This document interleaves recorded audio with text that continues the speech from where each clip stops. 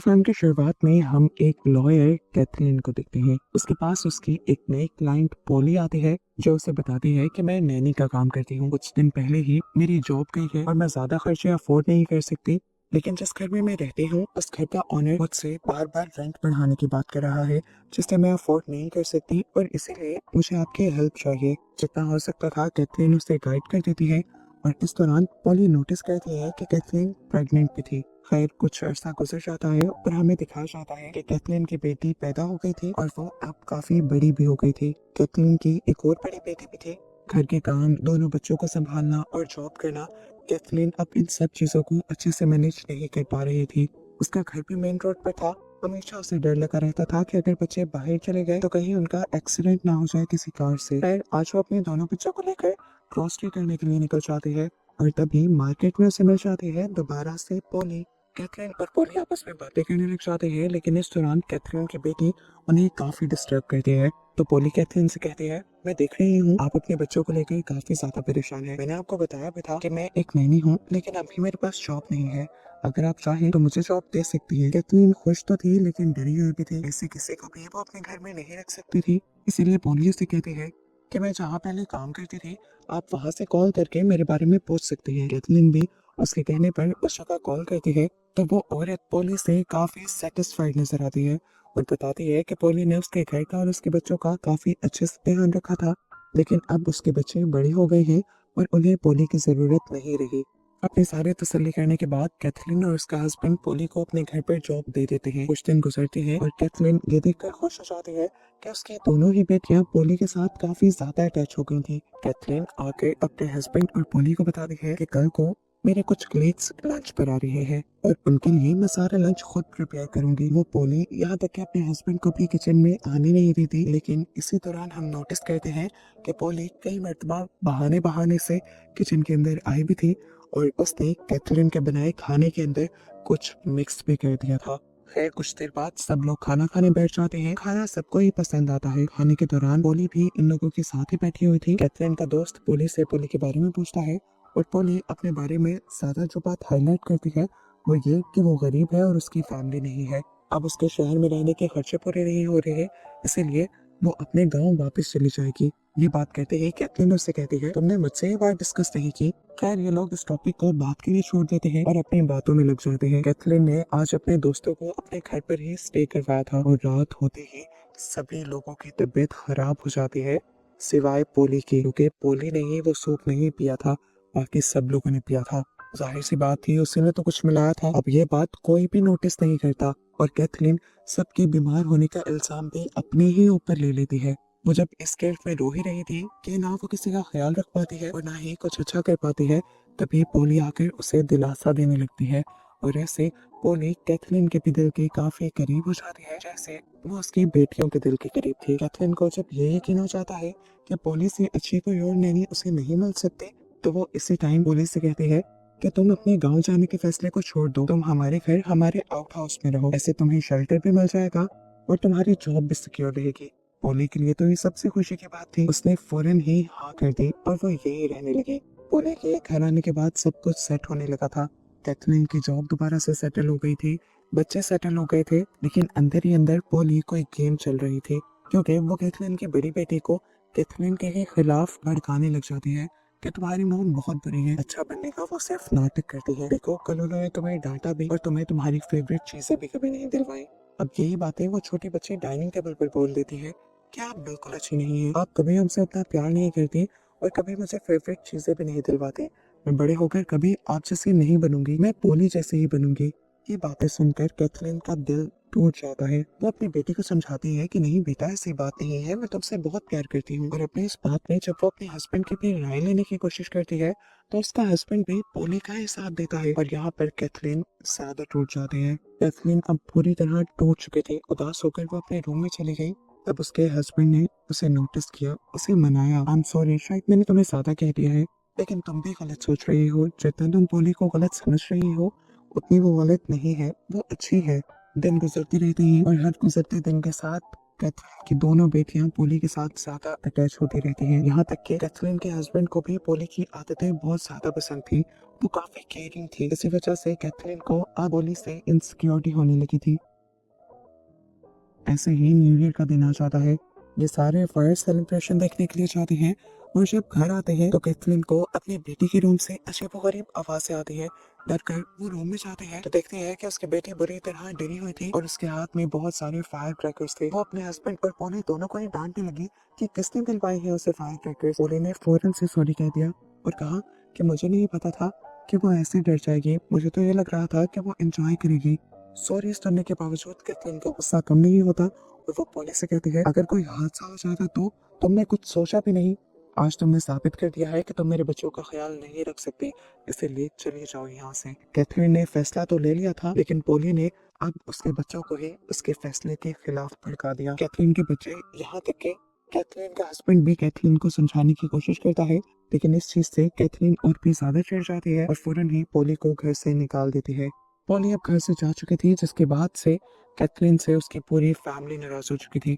अपनी बेटी को तो वो समझा नहीं सकती थी, लेकिन वो अपने हस्बैंड को समझाने की कोशिश करती है। देखो, पोली वैसी नहीं है जैसा तुम समझ रहे हो, उसके इरादे खतरनाक लगते हैं मुझे और इसीलिए मैंने उसे घर से निकाला है। लेकिन कैथरीन का हस्बैंड तो कुछ सुनने को तैयार ही नहीं था। वो उल्टा कैथरीन से ही नाराज हो जाता है और यहाँ पर कैथरीन ठान लेती है कि वो अपने आप को प्रूफ करके छोड़ेगी कि वो ठीक है। अब क्योंकि कैथरीन एक लॉयर थी, इसलिए उसने पूरा प्लान बनाया और उसी प्लान के तहत वो पोली को उसके घर से लेने चली गई। वो पोली से माफी मांगकर उसे अपने घर वापस ले आती है, जिससे सब दोबारा उससे खुश हो जाते हैं और इसके बाद पोली दोबारा अपने दोस्त को बुला लेती है, जो दरअसल एक डिटेक्टिव है। कैथरीन के कहने पर वो ये मिशन ले लेता है कि वो पोली की सारी इंफॉर्मेशन निकाल कर रहेगा और ये भी पता चला लेगा कि आखिर वो चाहते क्या है। पोली की गैर मौजूदगी में वो पोली के रूम में जाता है और उसके रूम की तलाशी लेता है और उसे वहाँ कुछ मिल भी जाता है जिसे वो छुपा कर निकलने ही वाला था, पर पोली ने उसे पकड़ लिया। लेकिन अजीब बात थी, ये पता होने के बावजूद कि इस लड़के ने इसके रूम से कुछ चुराया था, पोली उसे फिर भी जाने देती है।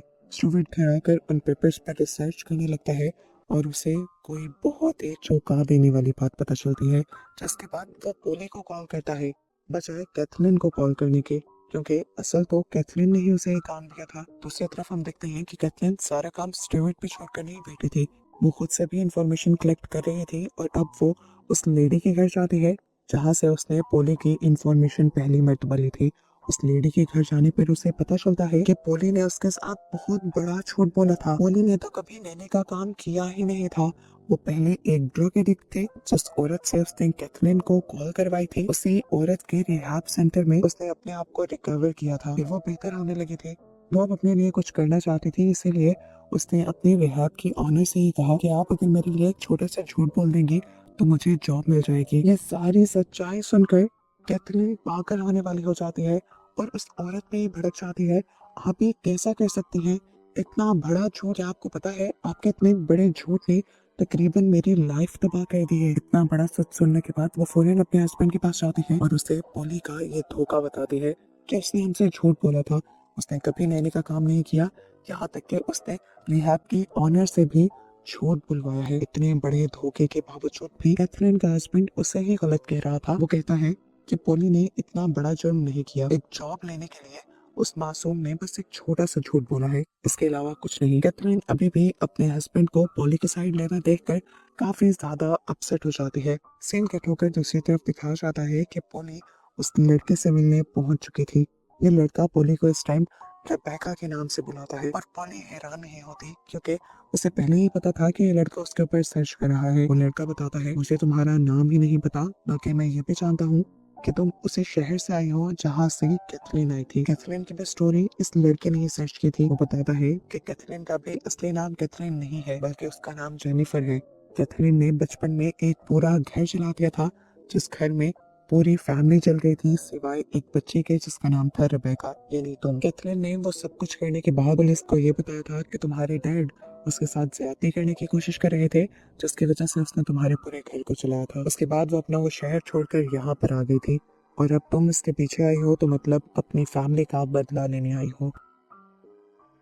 पोली अब इस लड़के से कहती है, अब तो तुम्हें मेरा सारा प्लान पता चल गया है, अब तुम क्या करोगे? वो लड़का कहता है, मैं बस तुम्हें समझाऊंगा, ये कि ज्यादा गुस्सा मत करो, बदले की आग को अपने अंदर से निकाल दो, अपनी भी लाइफ बेहतर बनाओ और उस बेचारी की भी लाइफ खराब ना करो। मैं कैथरीन से भी बात करूंगा, वो तुमसे माफी भी मांगेगी और तुम्हें इतने पैसे भी दे देगी कि तुम्हारी लाइफ सेट हो जाए। इस टाइम तो पोली रोते हुए ऐसा ड्रामा करती है कि जैसे उसने इस लड़की की बात मान ली हो, लेकिन अगले ही पल वो ड्रामा करते हुए उठकर साइड पे जाती है और एक बेसबॉल बैट उठाकर जोर से उस लड़की के सर पर मारकर उसे मार देती है। उसने मर्डर कर दिया था, लेकिन वो फिर भी नहीं घबराई थी। फिलहाल पुलिस के लिए जरूरी था अपना सच छुपाना, जो उसने छुपा लिया था। लाश को वो अब ठिकाने लगा देती है और घर से सारे ही सबूत मिटा देती है, यहाँ तक कि अपने आने के सबूत भी। पुलिस को इस लड़की की लाश सड़क से मिलती है और जैसे ही कैथरीन को पता चलता है तो कैथरीन टूट जाती है। वो पुलिस वालों को भी यकीन दिलाने की कोशिश करती है कि जरूर उसे भी पोली ने ही मारा होगा, पर पुलिस वाले उसकी एक नहीं सुनते। कैथरीन अब घर आती है, दुख में वो पागल हुई भी थी, उसका बहुत ही अच्छा कोलीग मारा गया था। वो आकर सारा गुस्सा पोली पर उतारने लग जाती है और कहती है, अब मैं तुम्हें एक मिनट भी इस घर में बर्दाश्त नहीं करूंगी, निकल जाओ अभी और इसी वक्त मेरे घर से। वो उसे खींच कर जब बाहर निकाल ही रही होती है तो पीछे से उसकी बेटी एमा पोली को रोक रही होती है और इस सब के दौरान एमा को चोट लग जाती है। और ये सब देखते हुए कैथरीन के हस्बैंड को लगता है कि कैथरीन पागल हो गई है और वो उसे ही उल्टा थोड़े दिन के लिए फैमिली से दूर कर देता है। कैथरीन आज अपनी बेटी से मिलती है क्योंकि आज उसका मैच था, वो उसके साथ उसे विश भी करने गई थी और यहाँ पर उसकी बेटी उसे बताती है, मॉम आप ऐसे ही पोली को तंग करती रहती हैं, वो बहुत मासूम है। आपको पता है मुझे उसके रूम से क्या मिला? ये पेपर, ये आर्टिकल जिसमें उसकी कहानी लिखी हुई है कि उसकी कोई फैमिली नहीं है, उसकी पूरी फैमिली एक फायर एक्सीडेंट में मारी गई थी। ये कहते हुए वो अपनी मॉम को पोली के रूम से मिला हुआ आर्टिकल दे देती है और खुद मैच के लिए चली जाती है। कैथरीन ने जब ये आर्टिकल पढ़ा तो उसके होश उड़ गए, सारा पास्ट उसकी आंखों के सामने आ गया और वो समझ गई कि पोली उससे बदला लेने के लिए ही आई है। वो फौरन घर भाग जाती है और पोली से माफी मांगने लगती है। यहाँ ग्राउंड में कैथरीन का हस्बैंड उसका वेट कर रहा था, लेकिन जब उसका फोन भी नहीं लगता तो वो समझ आता है कि जरूर कैथरीन घर ही गई होगी और उसे डर लग जाता है कि वो कहीं पोली को नुकसान न पहुंचा दे। जबकि यहाँ कैथरीन तो पोली से माफिया मांग रही थी। वो कहते हैं, मुझे पता चल गया है तुम पोली नहीं बल्कि रेबेका हो और मुझसे बदला लेने के लिए आई हो, लेकिन मेरा यकीन मानो, मेरा उस दिन इरादा तुम्हारी फैमिली को नुकसान पहुंचाना नहीं था। मुझे बस गुस्सा आ रहा था, इसलिए जो तुम्हारे डैड ने मेरे साथ किया था उस सब में मेरा कोई कसूर नहीं था। पोली कहती है, तुम्हें क्या लगता है कि आज भी मैं तुम्हारी बात पे यकीन करूंगी, जबकि इतने सालों पहले पुलिस ने तुम्हारी बात पे यकीन कर लिया था? मैं तुम्हारी फैमिली को तड़पा तड़पा के मारूंगी जैसे पूरी जिंदगी मैं तड़पी हूँ। पोली कहती है, और इससे पहले ही मैं तुम्हें भी मार दूंगी। ये कहकर वो नाइफ उठाकर कैथरीन के ऊपर हमला कर देती है और कैथरीन अपने आप को बचाने की कोशिशों में लग जाती है। कैथरीन को पता था कि उसे होश में आना है क्योंकि उसकी बेटी खतरे में थी, उसके दुश्मन के पास थे।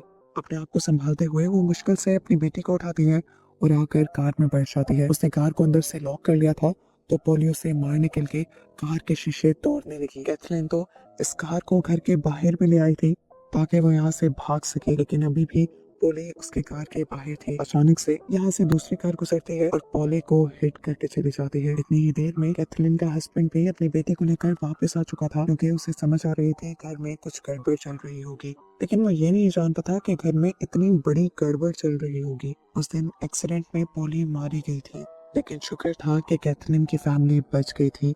एंड पर कैथरीन का हस्बैंड ये यकीन कर लेता है कि कैथरीन सच बोल रही थी और वो उस पर ना यकीन करने के लिए भी माफी मांगता है। इन लोगों की लाइफ तो सेट हो जाती है, लेकिन इनकी बेटी को हमें दिखाया जाता है जो अब हवाओं में किसी से बातें कर रही थी, ऐसे जैसे वो पोली से बातें कर रही हो, या तो उसे पोली के मरने का बहुत ज्यादा सदमा हो गया था या फिर वो पोली के स्पिरिट से बात कर रही थी। उसके साथ क्या हुआ था, इसी मिस्ट्री के साथ ये मूवी यहाँ एंड हो जाती है।